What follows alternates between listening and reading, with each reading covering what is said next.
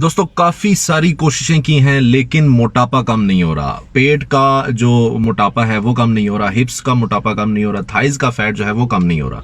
काफी सारे लोगों की शिकायत थी, तो आज मैं आप लोगों को एक ऐसा चूरन बताने वाला हूं जिसको आप लोगों ने अपने रोजमर्रा के खाने के ऊपर छिड़क कर खाना है।